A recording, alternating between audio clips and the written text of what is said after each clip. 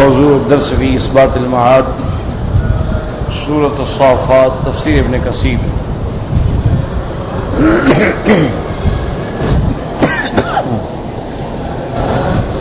الحمد لله رب العالمين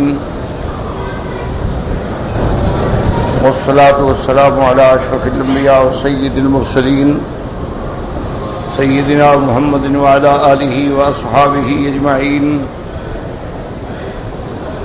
اللهم صل على سيدنا محمد وعلى آل سيدنا محمد كما صليت على إبراهيم وعلى آل إبراهيم في العالمين إنك حميد مجيد. أعوذ بالله من الشيطان الرجيم. بسم الله الرحمن الرحيم. فاستفتهم أهم أشد خلقا أم من خلقنا إنا خلقناهم من طين لازب بل عجبت ويسخرون وإذا ذكروا لا يذكرون وإذا رأوا آية يستسخرون وقالوا إن هذا إلا سحر مبين أإذا متنا وكنا ترابا وعظاما أإنا لمبعوثون أو آباؤنا الأولون قل نعم وأنتم داخرون فإنما هي زجرة واحدة فإذا هم ينظرون. قال المؤلف والمفسر رحمه الله تعالى أدام النفع بعلومه وعلومكم في الدارين آمين إلى أن قال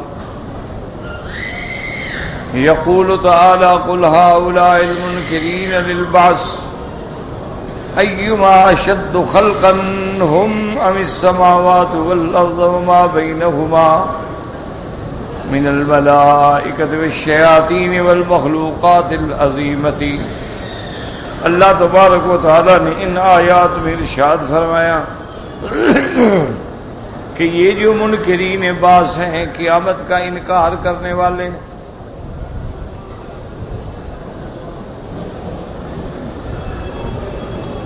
آپ ان سے پوچھیں کہ ایما اشد خلقا ہم کہ تم ان سے تخلیق میں مخلوق میں بڑی چیز کیا ہے؟ تم یا آسمان بڑے ہیں یا تم بڑے ہو؟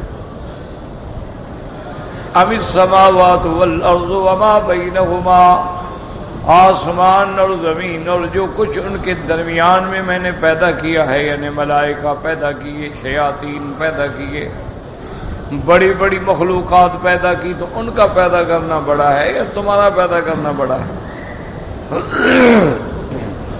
وقرأ ابن مسعود رضی اللہ تعالی عنہ امن عددنا فإنه يقرون أن هذه المخلوقات أشد خلقا منهم فإذا كان الأمر كذلك فلم ينكرون البعث وهم يشاهدون ما هو أعظم مما أنكروا. حضرت ابن عباس فرماتی ہیں کہ امن خلقنا امن عددنا پڑھتے تھے، یہ بھی ایک قرات ہے. تو ہر انسان صاحب عقل یہ اقرار کرے گا کہ بھئی انسان سے آسمان بڑے، زمینیں بڑی، ملائکہ بڑے، جن بڑے. اور جب یہ بات یعنی حقیقت ہے، واضح ہے کہ انسان ایک چھوٹی سی چیز ہے، اللہ نے تو بڑی بڑی مخلوقات پیدا کی ہیں، تو جب وہ ان بڑی چیزوں پہ پیدا کرنے پہ قادر ہے تو تمہیں دوبارہ پیدا کرنے پہ کیوں قادر نہیں؟ تم کیوں انکار کرتے ہو بات سے؟ وَهُمْ يُشَاهِدُونَ اور تم دیکھ بھی رہے ہو، زمین پہ چلتے ہو، آسمان تمہارے اوپر ہے. اسی طرح دوسرے مقام پہ اللہ نے فرمایا تھا لَخَلْقُ السَّمَاوَاتِ وَالْأَرْضِ أَكْبَرُ مِنْ خَلْقِ النَّاسِ وَلَكِنَّ أَكْثَرَ النَّاسِ لَا يَعْلَمُونَ کہ آسمانوں اور زمینوں کا بنانا بڑا ہے، انسان تو ایک چھوٹی سی چیز ہے. لخلق السماوات والارض اکبر من خلق الناس ولكن اکثر الناس لا يعلمون ثم بین انہم خلقوا من شیء ضعیف. اس کے بعد اللہ نے بیان فرمایا کہ انسان کو ہم نے ایک بڑی کمزور چیز سے پیدا کیا ہے. تو جو اللہ تبارک و تعالی ایک کمزور چیز سے پیدا کر کے تمہیں انسان بنایا، تمہیں قوت دی، تمہیں طاقت دی، تمہیں عقل دی، تمہیں فہم دی، حواس خمس دی، تو اگر وہ پانی سے پیدا کرنے پہ قادر ہے تو تمہیں دوبارہ بنانے پہ کیوں قادر نہیں؟ تمہیں اشکال کیا ہے؟ تمہارا اعتراض کیا ہے؟ فرماتی انا خلقناہم من طین لازب، کہ ہم نے انسان کو بنایا ہے چپکتے ہوئے گارے سے. تو یا تو مراد یہی ہے کہ حضرت آدم علیہ السلام کہ اللہ نے ان کو مٹی سے بنایا، یا مراد یہ ہے کہ ساری مخلوق کا اصل جو ہے وہ مٹی ہے، کیونکہ انسان کا جو مادہ منوی ہے وہ بھی تو خون سے پیدا ہوتا ہے، اور خون غذا سے اور غذا مٹی سے. قال مجاہد وسعید بن جبیر والضحاک هو الجید الذی يلتذق بعضه ببعض. تین لازب کا معنی چپکنے والی، یعنی وہ چیز جو ایک دوسرے کو چپکتی ہے. وقال ابن عباس رضی اللہ تعالی عنہ اکرم هو الذی الجید، یعنی چپکنے والی. وقال قدر هو الذی يلصق باليد، جو ہاتھ کو چمٹ جائے. وقوله عز وجل بل عجبت ويسخرون، بل عجبت یا محمد صلی اللہ علیہ وسلم من تکذیب هؤلاء المنکرین للبعث وانت موقن مصدق بما خبر اللہ تعالی من الامر العجیب وعیادۃ الاجسام بعد فنائها وهم بخلاف امرك من شدت تکذیبهم یسخرون مما تقول لهم من ذلك. اللہ نے خطاب فرمایا کہ میرے مدنی رحمت دو عالم، بل عجبتا، آپ تعجب کرتے ہیں کہ یہ منکرین ان کو کیا ہو گیا ہے کہ جو اللہ ایک عالم پیدا کرنے پہ قادر ہے وہ دوبارہ پیدا کرنے پہ بھی قادر. بلکہ نعوذ باللہ دیکھا جائے تو ایک چیز کا دوبارہ بنانا آسان ہوتا ہے پہلی دفعہ بنانے سے. تو جب اللہ تبارک و تعالی نے پہلے تمہیں بنا دیا ہے تو دوبارہ بنانے پہ اس کے لیے کیا اشکال ہے؟ وَأَنْتَ مُوقِنٌ، اور آپ کو یقین ہے اور آپ تصدیق کرنے والے ہیں اس چیز کی جو اللہ تبارک و تعالی نے خبر دی ہے کہ اللہ تبارک و تعالی دوبارہ ان اجسام کو فنا کرنے کے بعد پیدا کریں گے. لیکن اس کے باوجود آپ تو تعجب کر رہے ہیں کہ یہ کیوں انکار کرتے ہیں؟ وہ الٹا اور ٹھٹھا اڑاتے ہیں، مذاق اڑاتے ہیں. قال قتادة عجب محمد صلی اللہ علیہ وسلم وسخر ضلال بنی آدم، کہ حضرت محمد مصطفیٰ تعجب میں ہیں اور جو گمراہ ہیں بنی آدم کی اولاد وہ مسخرہ کر رہے ہیں. وَإِذَا رَأَوْا آیَةً يَسْتَسْخِرُونَ وَإِذَا رَأَوْا آیَةً دَلَالَةً وَاضِحَةً عَلَى ذَلِكَ، جب یہ کوئی نشانی کھلی دیکھتے ہیں تو الٹا مذاق کرتے ہیں. قال مجاہد وقتادہ یستہزئون وقالوا ان هذا الا سحر مبین، اي ان هذا الذي جئت به الا سحر مبین. اور جب پیغمبر کوئی آیت لاتے ہیں، کوئی معجزہ دکھلاتے ہیں تو یہ بدبخت کہتے ہیں یہ جادو ہے. اذا متنا وكنا ترابا وعظاما أَإِنَّا لَمَبْعُوثُونَ أَوْ آبَاؤُنَا الْأَوَّلُونَ يَسْتَبْعِدُونَ ذَلِكَ وَيُكَذِّبُونَ بِهِ، کہ جب ہم مٹی ہو جائیں گے، جب ہم ختم ہو جائیں گے تو کیسے ہمیں دوبارہ اٹھایا جائے گا؟ اور ہمارے باپ دادا جو ہزاروں سال گزر گئے پہلے وہ بھی دوبارہ اٹھائے جائے؟ اللہ نے فرمایا میرے نبی آپ فرما دیں قُلْ نَعَمْ. اب کیوں آگے آگے بیٹھ گئے؟ جو بیٹھے ہوئے ہیں وہ انہوں نے نقصان کیا ہوا؟ لا حول ولا قوت. آدمی کو تہذیب ہونی چاہیے کہ بھئی جو پہلے آیا ہے وہ پہلے بیٹھے گا، جو بعد میں آیا بعد میں بیٹھے گا.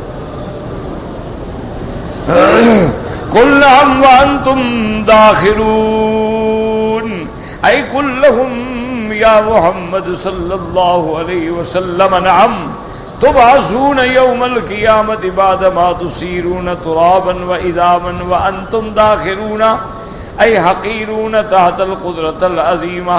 اللہ نے فرمایا میرا مدنی آپ ان کو بتلا دیں اور ان کو کھول کے فرما دیں کہ تبعثون یوم القیامہ، ہاں اٹھو گے تم قیامت کے دن، جب تم مٹی ہو جاؤ گے تمہاری ہڈیاں باقی ہو جائیں گی، وَأَنْتُمْ دَاخِرُونَ، تم تو ایک حقیر مخلوق ہو اللہ کے سامنے۔ اللہ کی تو قدرت ہے، وہ ان آسمانوں کو فنا کر دیں گے پھر آسمان بنا دیں گے، زمینوں کو فنا کر دیں گے پھر اور زمینیں پیدا کر دیں گے۔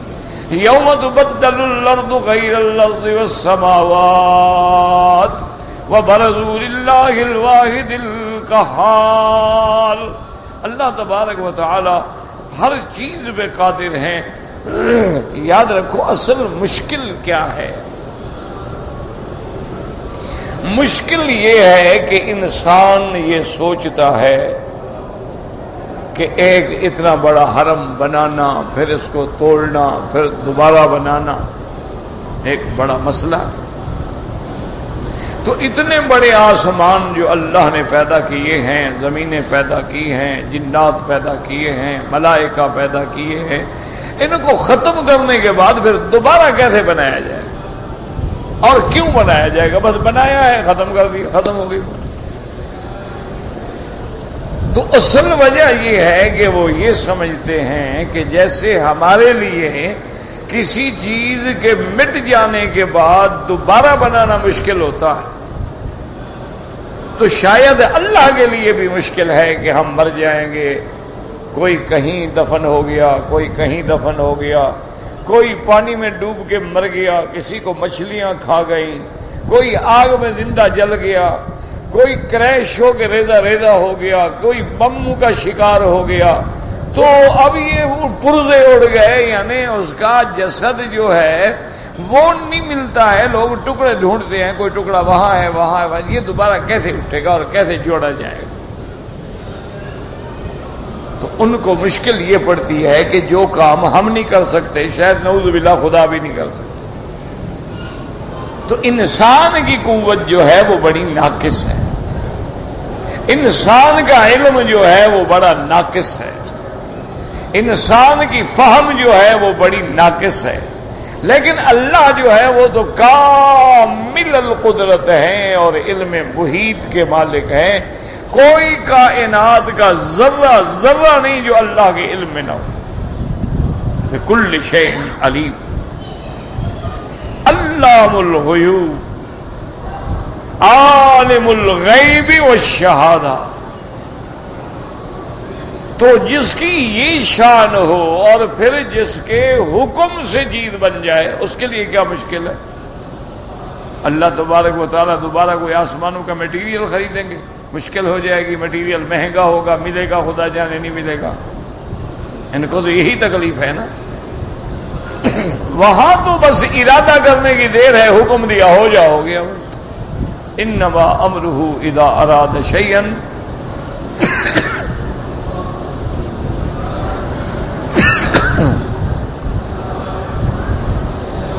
ان یقول له کن فیکون، حکم دیا ہو جا بس ہو گیا۔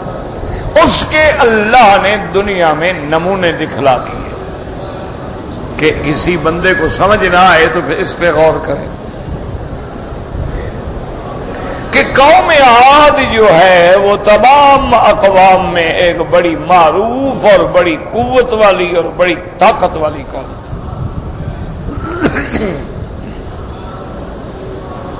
یعنی وہ ایسی قومیں ہیں کہ جن کے بارے میں خود قرآن کہتا ہے کہ لم یخلق مثلھا فی البلاد، ایسی قوم پہلے پیدا ہی نہیں ہوئی۔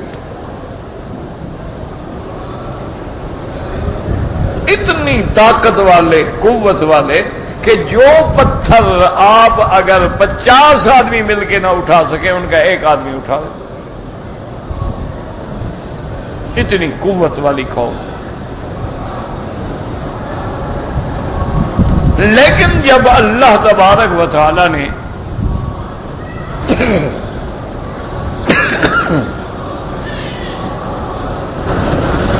اس قوم کی ہلاکت کا فیصلہ فرمایا کہ اب یہ ہر سرکشی میں بڑھ گئے ہیں. الذین طغوا فی البلاد فاکثروا فیہا الفساد.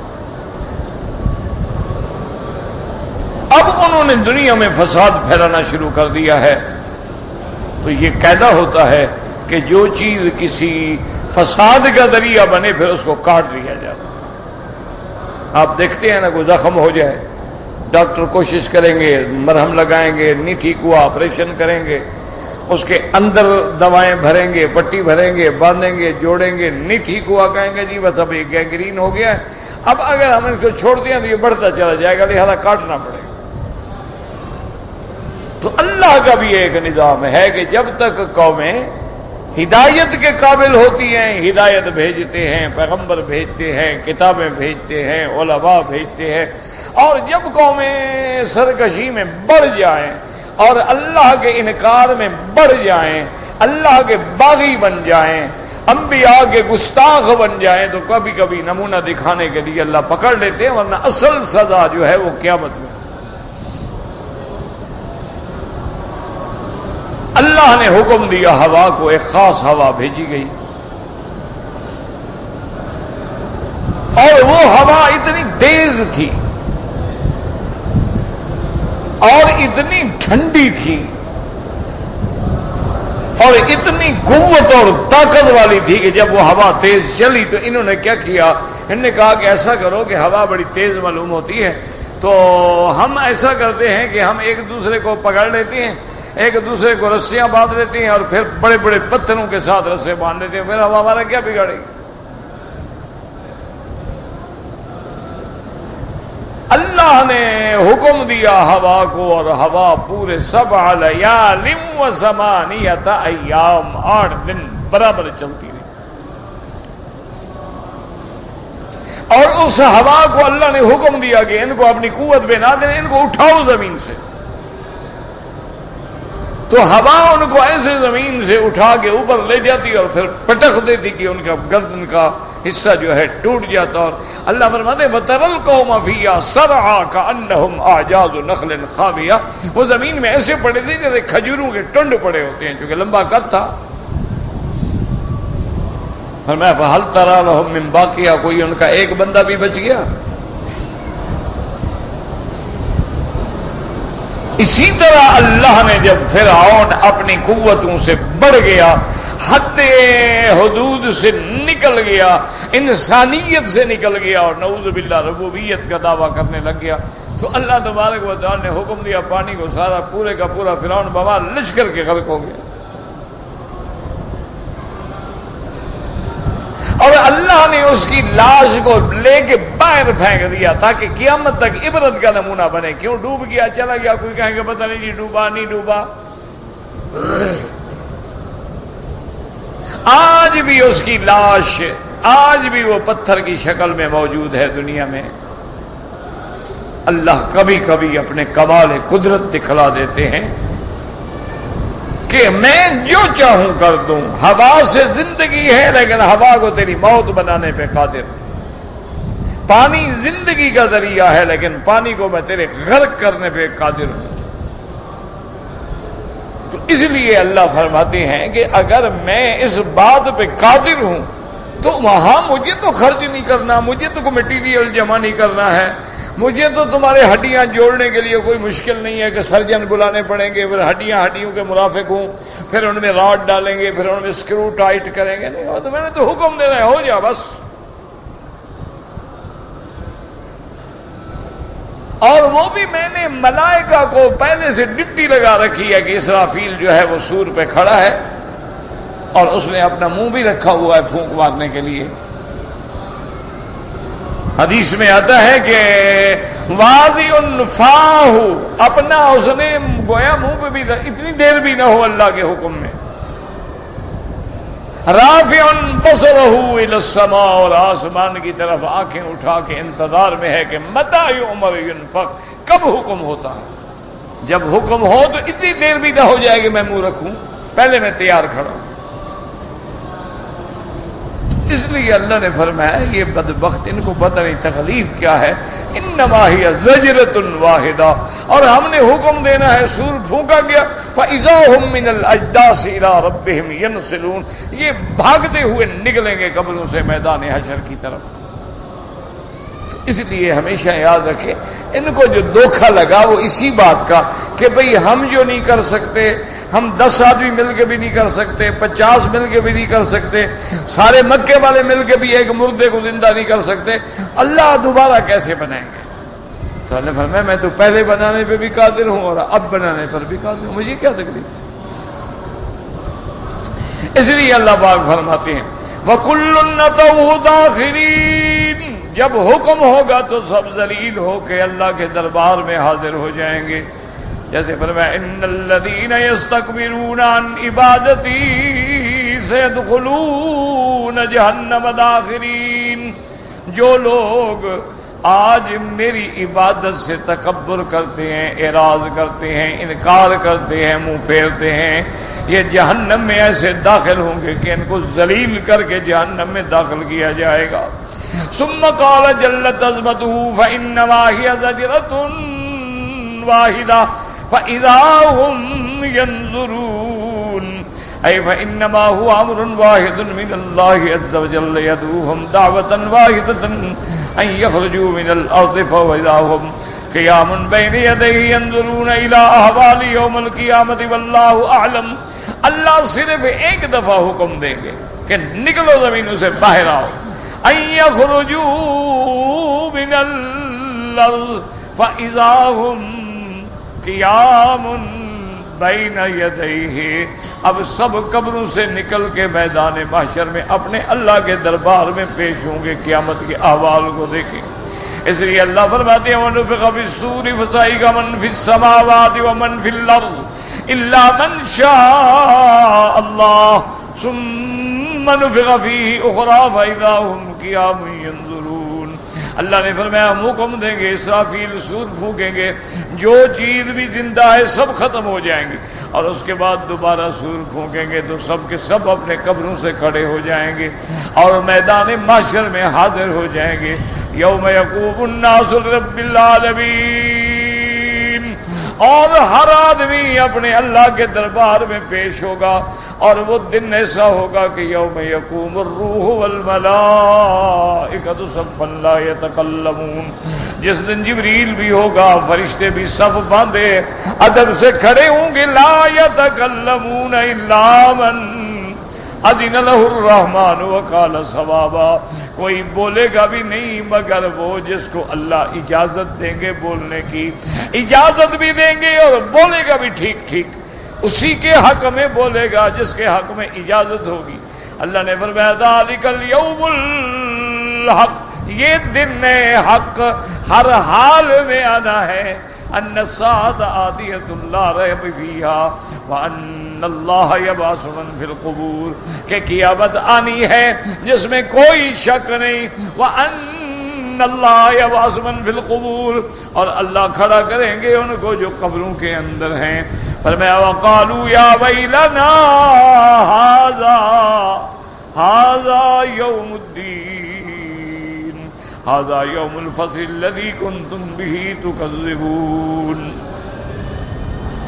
احشروا الذین ظلموا وازواجهم وما كانوا يعبدون من دون اللہ فادوهم الى صراط الجحیم وقفوهم انهم مسئولون ما لكم لا تناصرون بل هم اليوم مستسلمون۔ يخبر تعالى عن قيل الكفار يوم القيامة انهم يرجعون على انفسهم بالملامة ويعترفون بانهم كانوا ظالمين لانفسهم في الدار الدنيا فاذا آينوا احوال القيامة ندموا كل الندم حيث لا ينفعهم الندم۔ اللہ خبر دیتی ہیں کہ کافر جب قیامت کے دن دوبارہ زندے ہوں گے، اب اپنے نفسوں کو ملامت کریں گے اور اپنے آپ سے کہیں گے کہ ہائے ہم نے اپنے جانوں پہ ظلم کیا، ہم نے قیامت کا انکار کیا، ہم نے آخرت کا انکار کیا۔ فَإِذَا آيَنُوا، جب مشاہدہ کریں گے، اپنے آنکھوں سے جہنم دیکھیں گے، عذاب دیکھیں گے، اب بڑا دل میں ندامت ہوگی، لیکن اس دن نہ ندامت کا کوئی فائدہ، نہ توبہ کا کوئی فائدہ، نہ استغفار کا کوئی فائدہ۔ اور یہ بات اپنے آپ سے کہیں، وَقَالُوا يَا وَيْلَنَا، کہیں گے ہائے ہلاکت ہمارے لیے، ھذا یوم الدین، یہ تو آ گیا جزا والا دن، یہ تو بدلے والا دن آ گیا ہے۔ اب اللہ پاک فرماتے میں تقول لهم الملائکۃ والمؤمنون، اللہ کے فرشتے اور مومن ان کو کہیں گے ھذا یوم الفصل الذی کنتم بہ تکذبون، ملائکہ بھی کہیں گے، ایمان والے بھی کہیں گے بدبختو آ گیا فیصلے کا دن، آج سب کھڑے کھوٹے الگ ہو جائیں گے، تم انکار کرتے تھے، آج فیصلے کا دن آ گیا ہے۔ وَهَذَا يُقَالُ لَهُمْ عَلَىٰ وَجْهِ التَّقْرِيرِ وَالتَّوْبِيخِ وَيَأْمُرُ اللَّهُ تَعَالَىٰ الْمَلَائِكَةَ أَن تَمَيَّزَ الْكُفَّارَ مِنَ الْمُؤْمِنِينَ فِي الْمَوْقِفِ مَحْشَرِهِمْ وَمَنشَرِهِمْ، ان کو بطور توبیخ کے کہا جائے گا، اللہ حکم دیں گے فرشتوں کو ان تمیز الکفار، اب کافروں کو علیحدہ کر دو، مومنین سے علیحدہ کر دو، معاشرہم ومنشرہم، ولہذا قال تعالی احشروا الذین ظلموا وازواجہم، قال النعمان بن بشیر رضی اللہ عنہ یعنی بازواجہم اشباہہم وامثالہم، اللہ حکم دیں گے کہ ان کافروں کو اور ان کے جو امثال ہیں، اشباہ ہیں، اول زمانے سے لے کر آخر تک سب کو علیحدہ علیحدہ کر دو۔ وقد قال ابن عباس وسعید بن جبیر وإكرمة مجاہد وسدی ابو صالح وابو العالیہ زید وقال سفیان الثوری سمع نعمان بن بشیر ان عمر بن الخطاب رضی اللہ عنہ احشروا الذین ظلموا وازواجہم قال اخوانہم، اللہ حکم دیں گے ملائکہ کو کہ جتنے کافر ہیں سب بھائی بھائی ہیں، ان کو الگ کر دو مسلمانوں سے۔ وقال شریکا سماک عمر قال سمعت عمر رضی اللہ تعالی عنہ یقول احشروا الذین ظلموا وازواجہم قال اشباہہم یعنی یجیء اصحاب الزنا مع اصحاب الزنا واصحاب الربا مع اصحاب الربا واصحاب الخمر مع اصحاب الخمر، پھر اللہ حکم دیں گے کہ زانیوں کو علیحدہ کر دو، اور حکم دیں گے کہ سود خوروں کو علیحدہ کر دو، حکم دیں گے کہ شرابیوں کو علیحدہ کر دو۔ وقال خصیف بن مقسم باز رضی اللہ عنہما ازواجہم نساءہم، یعنی وہ اور ان کی عورتیں، لیکن یہ قول جو ہے غریب ضعیف ہے۔ والمعروف عنہ الاول کما رواہ مجاہد وسعید بن جبیر عنہ ازواجہم قرناہم، ان جیسے جتنے کافر ہوں گے ان سب کو الگ الگ کیا جائے گا۔ وما كانوا يعبدون من دون اللہ، اور اللہ کے سوا جن کی عبادت کرتے تھے اللہ ان کو بھی حاضر کریں گے میدان میں۔ اے من الاصنام والانداد تحشر معهم فی اماکنہم، وہ جہاں ہوں گے وہیں ان کے بتوں کو بھی لایا جائے گا۔ وقولہ تبارک و تعالی فہدوہم الی صراط الجحیم، اور اس کے بعد اللہ حکم دے گے کہ ان کافروں کو اور جن کی یہ عبادت کرتے تھے سب کو جہنم کی طرف لے جاؤ۔ فرماتے ہیں ونحشرہم یوم القیامۃ علی وجوہہم عمیا وبکما وصما، اور قیامت والے دن اللہ ان کو الٹا چلائیں گے، سر کے بل چلائیں گے، اندھا کر دیں گے، بہرا کر دیں گے، اور ان کو جناب گنگا کر دیں گے۔ ثم مأواہم جہنم، اور ان کا ٹھکانہ جہنم بنا دیں گے۔ کلما خبت زدناہم سعیرا، اور جیسے جہنم کی آگ میں ذرا کمی ہوگی تو اور بھڑکا دی جائے گی۔ وقولہ تبارک و تعالی وقفوہم انہم مسئولون، ٹھہراؤ ان سے پوچھا جائے گا، حساب کتاب ہوگا۔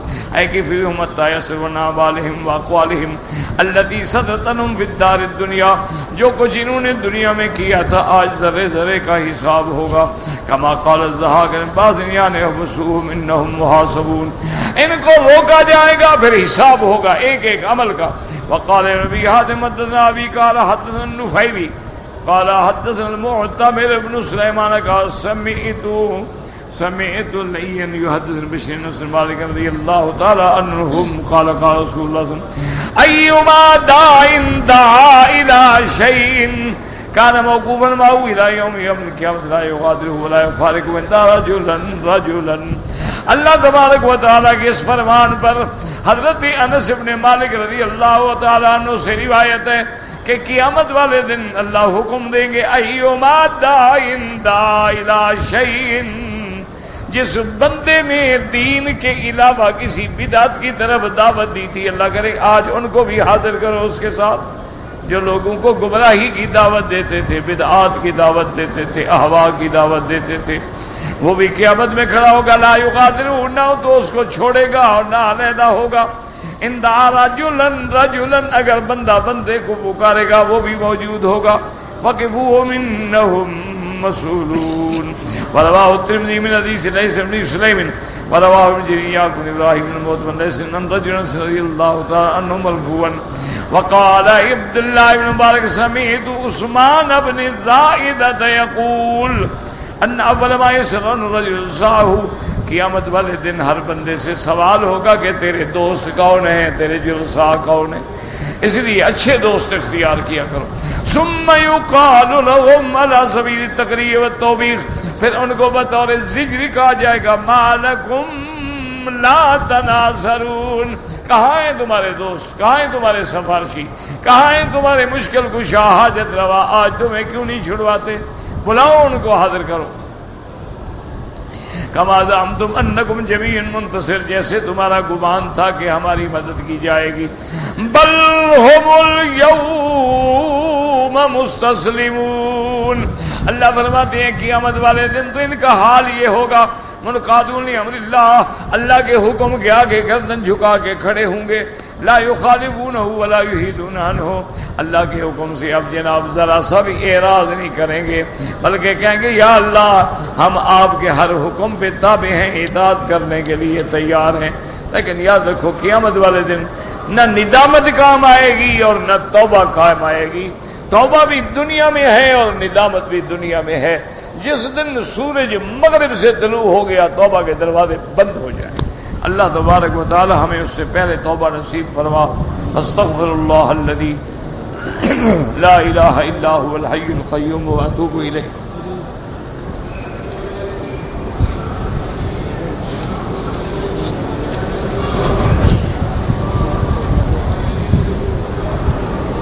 کہتے ہیں جی کہ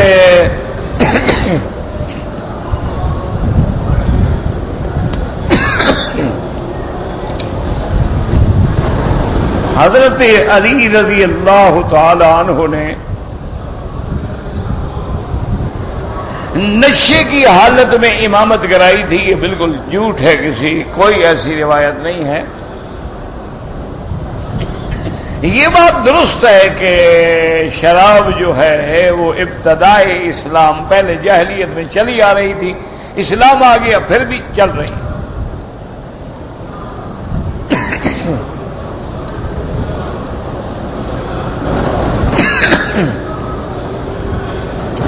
لیکن اس زمانے میں بھی ایسے لوگ موجود تھے جن کو اللہ نے شرک سے بچایا، بت پرستی سے بچایا، کسی بت کو سجدہ کرنے سے بچایا۔ ان میں حضرت علی بھی ہیں، چونکہ یہ تو بالکل چھوٹے تھے اور حضور کی تربیت میں آ گئے، ان کا اسلام جو ہے یہ تو بچے تھے جب اسلام لائے، اور ابھی طالب کی بعد ان کی تربیت جو ہے وہ حضرت محمد مصطفیٰ کے گھر میں ہوئی ہے، تو اس لیے کوئی ایسی بات کہنا جو ہے کہ آپ نشے میں تھے اور نماز پڑھا رہے تھے، بالکل غلط بات۔ بہرحال پھر احکام آہستہ آہستہ اترے، پہلے حکم آیا یسألونک عن الخمر والمیسر، کہ میرے محبوب آپ سے لوگ پوچھتے ہیں شراب اور جوئے کے بارے میں، آپ ان کو بتا دیں قل فیہما اسم کبیر، اس میں گناہ بھی ہے اور نفع بھی ہے، لیکن اس کے نفع سے گناہ زیادہ۔ پھر حکم آیا کہ لا تقربوا الصلاۃ وانتم سکارى، نشے کی حالت میں نماز نہ پڑھو، کیوں پتہ نہیں میرے منہ سے کیا لفظ نکل رہے ہیں۔ کچھ لوگ ادھر بچ گئے کہ بھئی اب اگر میں نے عصر کو پی لیا تو پھر مغرب عشاء کیسے پڑھوں گا، حتیٰ کہ حضرت سیدنا عمر بن الخطاب رضی اللہ تعالی عنہ دعائیں کرتے تھے کہ اللہم بین لنا، اللہم بین لنا، اللہم بین لنا، یا اللہ واضح حکم نازل فرما. کیونکہ شراب ہو یا دنیا کا کوئی نشہ ہو، یہ ایسی لعنت ہے کہ جیسے عقل چلا جائے تو پھر باقی کیا رہ گیا. پھر انسان اور حیوان میں کیا فرق ہے؟ جب آدمی کا عقل نہ ہو تو اس کا بیٹی اور بہن اور بیوی میں کیسے فرق کر سکتا ہے؟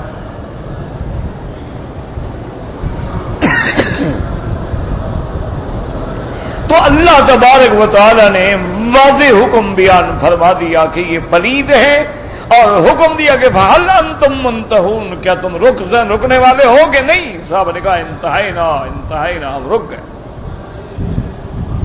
تو شراب حرام ہو گئی. ایسا کوئی واقعہ کسی روایت میں نہیں گزرا کہ حضرت علی نے کبھی نشے میں نماز پڑھائی ہو، اللہ معاف کرے.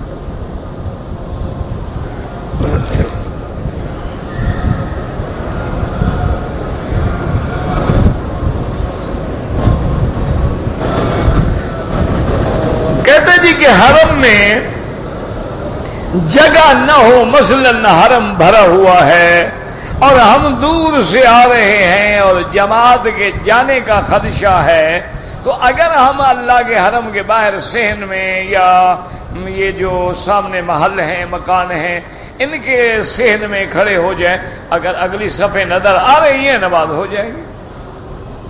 شرط یہ ہے کہ صفیں نظر آئیں کہ بھئی یہ اس کو دیکھ رہا ہے، یہ اس کو دیکھ رہا ہے، اس کو دیکھ رہا ہے. اگر صفیں نظر آ رہی ہیں تو نماز ہو جائے گی، لیکن افضل یہ ہے کہ آدمی قبل وقت آئے اور جتنا اللہ کے کعبے کے قریب ہو اور جتنا صفیں متواصل ہوں ان میں زیادہ ثواب.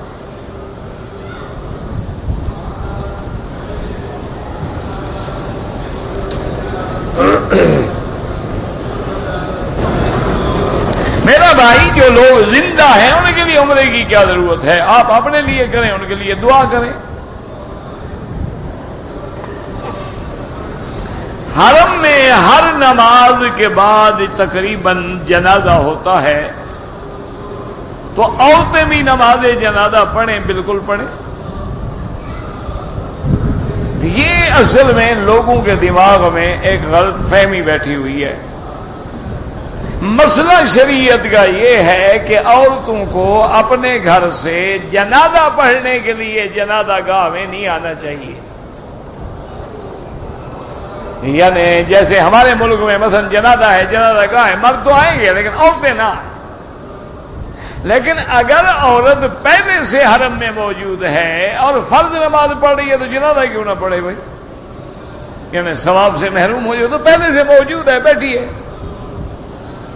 وہ جنازے کے لیے تو نہیں آئی ہے، وہ تو طواف کے لیے یا عمرے کے لیے یا نماز کے لیے آئی ہے. اب نماز ہو گئی، جنازہ کھڑا ہو گیا، جنازہ بھی پڑھے.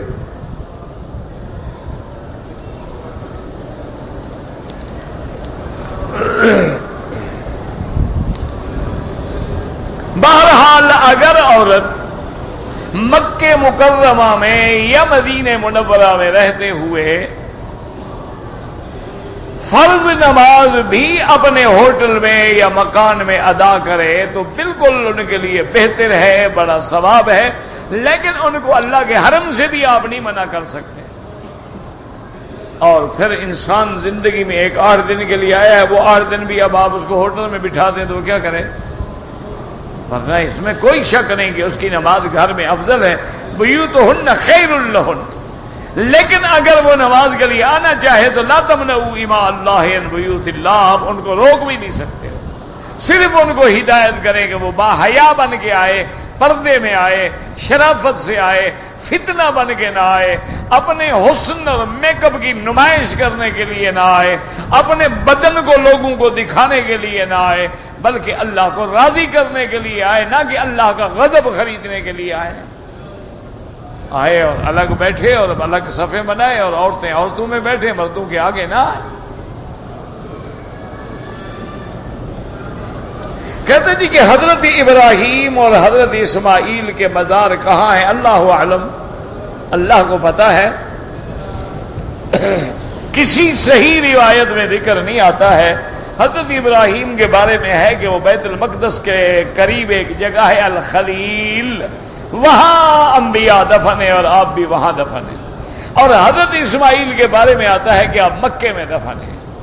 باقی یہ کہنا کہ وہ حتیم کے اندر دفن ہیں، میزاب رحمت کے نیچے دفن ہیں، یہ ساری روایات غلط ہیں، جھوٹ ہیں، جن کی کوئی حقیقت نہیں ہے. اگر وہاں انبیاء کی قبریں ہوتی تو حضور اوپر چلنے کا حکم دیتے. حضور نے تو منع فرمایا ہے کہ قبر پر جوتا نہ رکھو، قبر پہ پاؤں نہ رکھو، قبر پر نہ چلو، قبر سے ٹیک بھی نہ لگاؤ، قبر کی طرف رخ کر کے نماز بھی نہ پڑھو. تو اگر ان کی قبریں ایسے ہوتی تو اللہ کا نبی حکم دیتے کہ اوپر نمازیں بھی پڑھو اور اوپر چلتے بھی رہو اور رخ کر کے نمازیں بھی پڑھتے رہو. یہ تو من گھڑت روایات ہوتی ہیں. لفظ آ جاتا ہے کعبے کا، لفظ آ جاتا ہے حرم کا، لوگ سمجھتے ہیں حرم کے اندر ہے. مانا یہ ہے کہ مکے کے اندر ہے، سارا مکہ حرم ہے.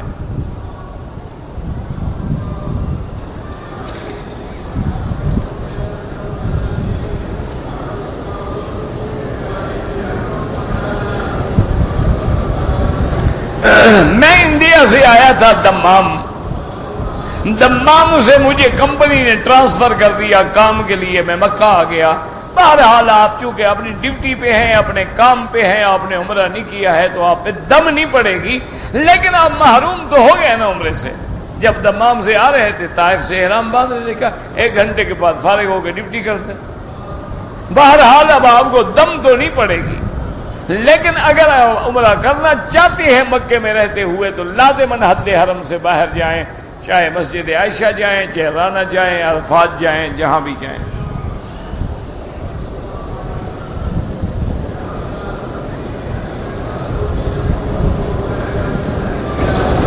کہتے ہیں جی کہ جہاں ہم کام کر رہے ہیں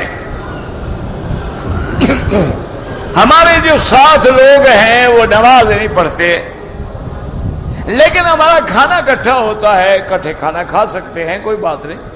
مجبوری ہے، کمپنی کا کھانا ہے، میس میں وہاں کافر بھی ہوگا، مسلمان بھی ہوگا، اپنا بھی ہوگا، پرایا بھی ہوگا، کوئی فرق نہیں پڑتا. کھانا تو کافروں کے ساتھ بیٹھ کے آدمی کھا سکتا ہے.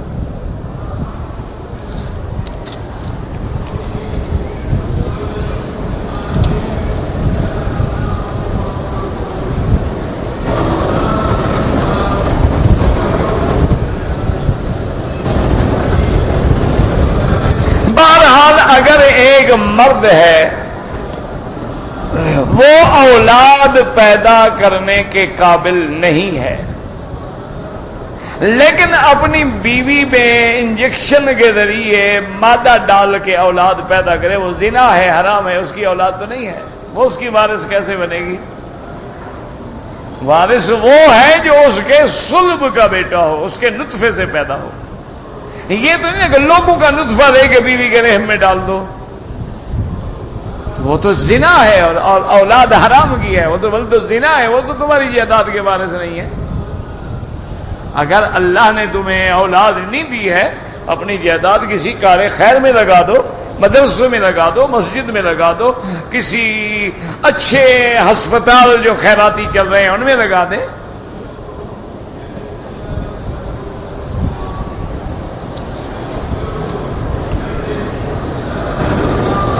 احرام کی چادروں کا زمزم میں دھونا کوئی ثابت نہیں ہے، بلکہ بدعت ہے، لوگوں نے خود گھڑی ہوئی ہے بات. اگر میرا بھائی یہ دین ہوتا تو صحابہ نہ دھو رہے تھے، بولا ان کے لیے کیا مشکل تھی.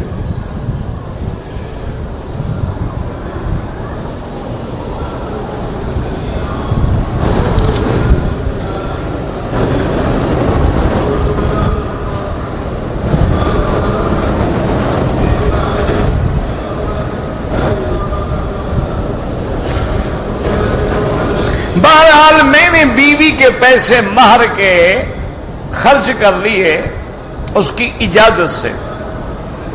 بعد میں ہمارا جھگڑا ہو گیا. اب عورت نے کہہ دیا ہے کہ تمہاری کمائی سے میں سونا لینا میرے لیے حرام ہے. وہ نہیں حرام ہوتا، تم دو اس کو واپس کرو، تو اس کا پیسہ ہے نا، تمہاری کمائی کہاں ہے؟ اور تم اس کے پیسے کھا گئے ہو، کمائی تمہاری ہے. اس کو بالکل دیں. اس کے کہنے سے کوئی حرام شراب نہیں ہوتا، وہ مجبور ہے. غصے میں اس نے کہہ دیا تو تم مزید کھانا چاہتے ہو کہ جو جان چھوٹ گئی حرام ہو گیا.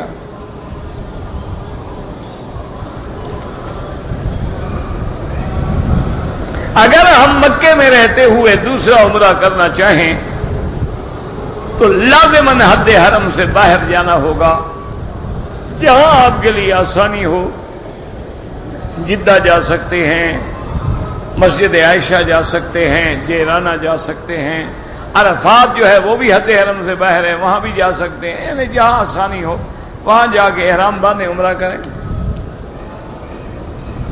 قرآن و سنت کی روشنی میں داڑھی جو ہے وہ مٹھی کے برابر ہو، کیونکہ اللہ کے قرآن کا حکم ہے کہ ما آتاکم الرسول فخذوہ، جو میرا نبی حکم کرے پکڑ لو اس کو، اور نبی نے حکم کیا ہے کہ داڑھی بڑھاؤ۔ اب ہم کتنا بڑھائیں تو دوسری حدیث میں ہے کہ حضور کی داڑھی سینے پہ تھی، تو اس سے فقہا نے اندازہ کیا ہے کہ ایک مشت داڑھی ہونا ضروری ہے۔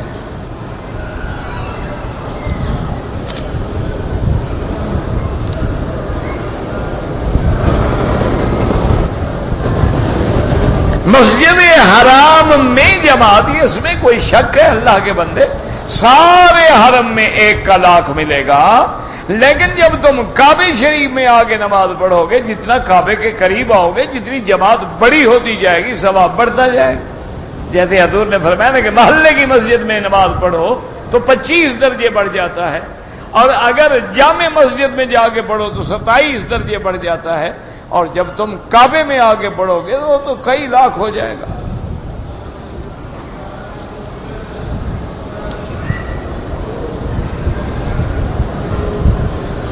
فجر کی نماز کے بعد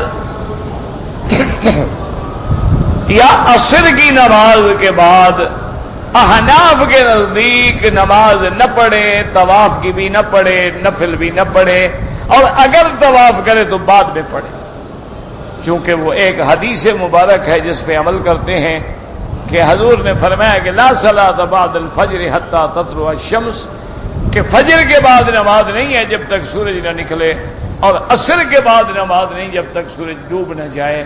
لیکن امام احمد ابن حنبل رحمۃ اللہ علیہ اور امام شافعی رحمۃ اللہ علیہ کے نزدیک حرم میں گنجائش ہے کہ اگر طواف کر لیں، وہ کہتے ہیں 2 رکعت پڑھ سکتے ہیں، تو اس میں جھگڑے کی بات ہی نہیں ہے۔ اصل میں اگر اللہ عقل دے نا جی تو کوئی جھگڑا نہیں ہے الحمدللہ، کہ اگر آپ نے مثلاً عصر کو طواف کیا، اب آپ کے دل میں ارادہ ہے کہ انشاءاللہ میں مغرب کی نماز بھی حرم پڑھوں گا، تو نہ پڑھیں 2 رکعت، مغرب کی نماز پڑھ کے 2 رکعت پڑھ لیں تاکہ کوئی اختلاف بھی نہ ہو، کوئی مسئلہ نہیں۔ اگر قافلہ تیار کھڑا ہے، گاڑی تیار کھڑی ہے، ساتھی بیٹھ گئے ہیں، پڑھ کے چلے جائیں، کوئی مسئلہ، یہ تو ہمارے لیے رحمت ہے۔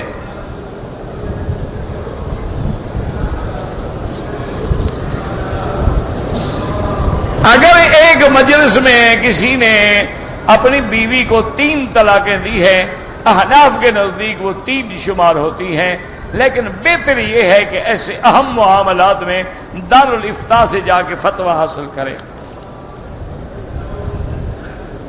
حالت حیض میں عورت نہ حرم میں آ سکتی ہے نہ مسجد میں آ سکتی ہے، کوئی ارکان ادا نہیں کر سکتی، دعا مانگے، اللہ کا ذکر کرے۔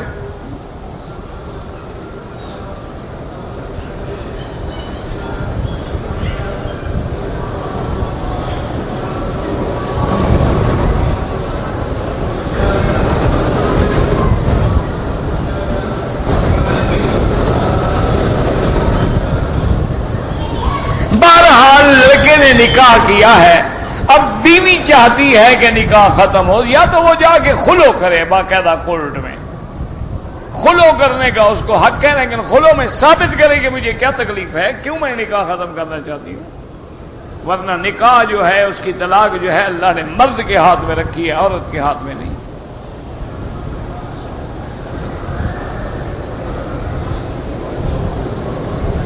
ہمارے یہاں بھی رشتہ دار ہیں جو بہت زیادہ جادو شادو کرتی ہے، تو اللہ کا قہر ہوگا اس میں، اور کیا ہوگا، چونکہ جادو کرنا اور جادو سیکھنا اور جادو پڑھنا جو ہے وہ کفر ہے۔ حضور نے فرمایا من تسحر فقد کفر، جو آدمی جادو کرے وہ کافر ہو جاتا ہے۔ تو اگر وہ کافر بننا چاہتی ہے، جہنم میں جلنا چاہتی ہے، تو کوئی بات نہیں، تم سورۃ بقرہ کی تلاوت کرو، سورت بقرہ کی تلاوت کرو، آیت الکرسی کی تلاوت کرو، خواتین سورت البقرہ قل یا ایھا الکافرون، قل هو اللہ احد، قل اعوذ برب الفلق، قل اعوذ برب الناس، یہ گھر میں سارا خاندان پڑھ کے دم کرو، انشاءاللہ سب شیطان ویتان جو ہے بھاگ جائیں گے، سحر وحر جو ہے وہ ختم ہو جائیں گے۔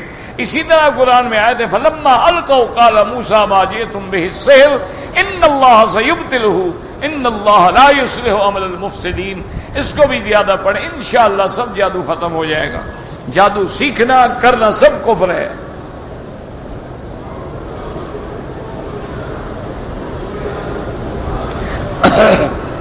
بھائی اگر خامد اپنی بیوی کو رکھنا چاہتا ہے، طلاق نہیں دینا چاہتا، بڑی اچھی بات ہے، گناہ کے کیا منع؟ بیوی کہہ دے تو بس اس کے کہنے پہ، اگر عورتوں کے کہنے پہ طلاقیں دینی ہوں تو انشاءاللہ آپ کو 90% لوگ کل یتیم نظر آئیں گے انشاءاللہ۔ اسی لیے تو اللہ نے مرد کے ہاتھ میں طلاق رکھی ہے، عورت کے ہاتھ میں ہونا انشاءاللہ جناب، جب بھی آپ گھر جائیں گے ایک طلاق پکڑوا دے گی آپ کو۔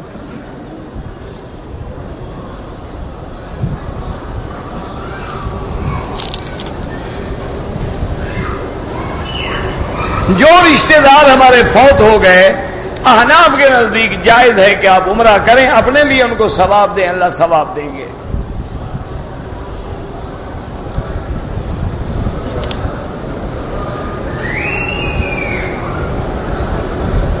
بہرحال خانقاہی جو سلسلہ ہے نا، مجھے تو خوش نہ آیا یہ طریقے خانقاہی، باقی ذکر کرو، لاکھ دفعہ کرو، ذکر سے کس نے منع کیا؟ یا ایھا الذین آمنوا اذکروا اللہ ذکرا کثیرا، ایک ذکر تو ایسی چیز ہے نا کہ جس کی حد کوئی نہیں، نمازیں دن میں 5 ہیں، روزے مہینہ 1 مہینہ ہے، لیکن ذکر کی تو کوئی حد نہیں نا، چلتے پھرتے اٹھتے بیٹھتے ہر وقت لسانوں کا رطب بذکر اللہ، تیری زبان اللہ کے ذکر سے تر رہے۔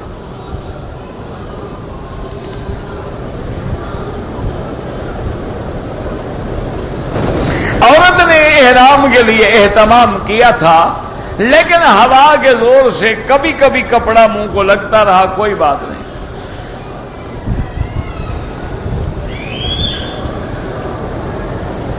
کہتے جی کہ حالت احرام میں میں سو گیا اور میرے پاؤں پہ کمبل آ گیا، کچھ نہیں ہوتا، پاؤں ڈھانکنے کا تو کوئی حکم نہیں ہوتا کہ سر پہ کپڑا نہ ڈالو، یہ کہاں ہے کہ پاؤں پہ بھی نہ ڈالو۔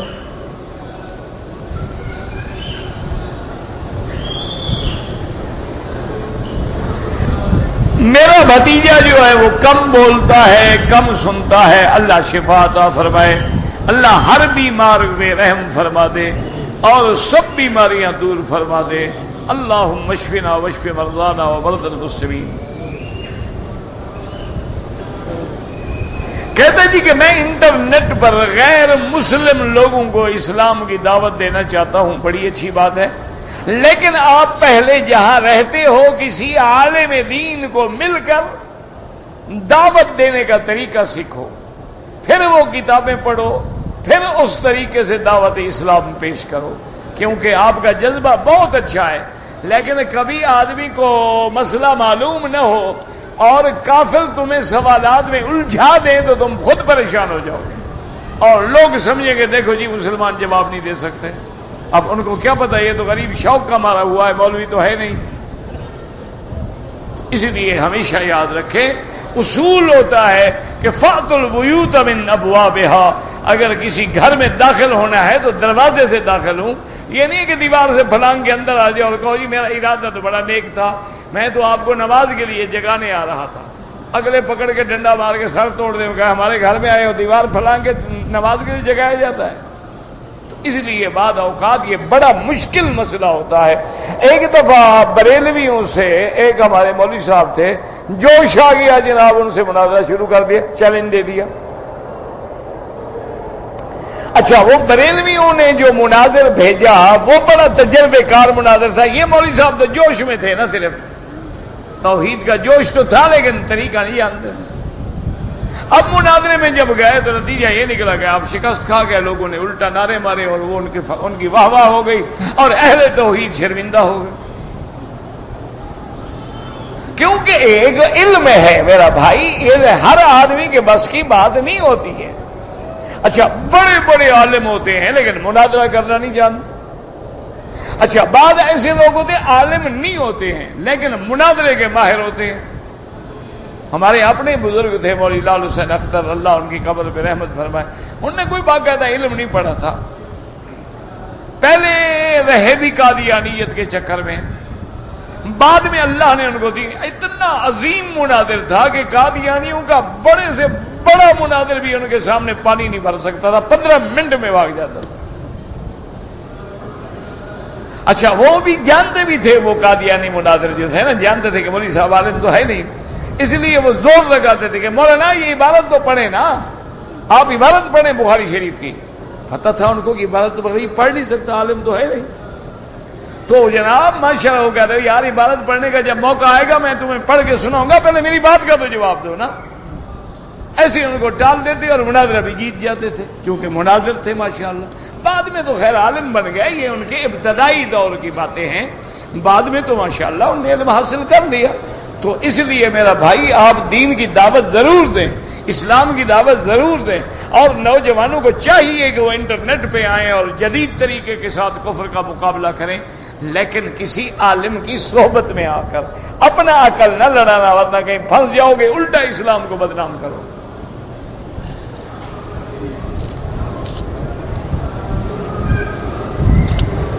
اللهم صل على سيدنا محمد وعلى آل سيدنا محمد كما صليت على إبراهيم وعلى آل إبراهيم في العالمين إنك حميد مجيد.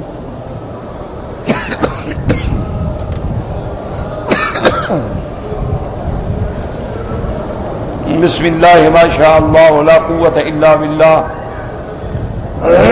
بسم الله ما شاء الله لا يصرف السوء إلا الله. بسم الله ما شاء الله لا يسوق الخير إلا الله. بسم الله ما شاء الله ما كان من نعمة فمن الله. بسم الله ما شاء الله لا حول ولا قوة إلا بالله. اللهم رب الناس مذهب الباس اشف أنت شافي لا شفاء إلا شفاؤك شفاؤك لا يغادر سقما. أسأل الله العظيم رب العرش العظيم أن يشفينا. اللهم اشفنا واشف مرضانا وارحم موتانا واستجب دعاءنا ولا تخيب رجاءنا يا أرحم الراحمين يا أرحم الراحمين. اللهم اجعل لنا وللمسلمين من كل هم فرجا ومن كل ضيق مخرجا ومن كل بلاء عافيا. وصلى الله تعالى على خير خلقه سيدنا محمد وعلى آله وأصحابه أجمعين.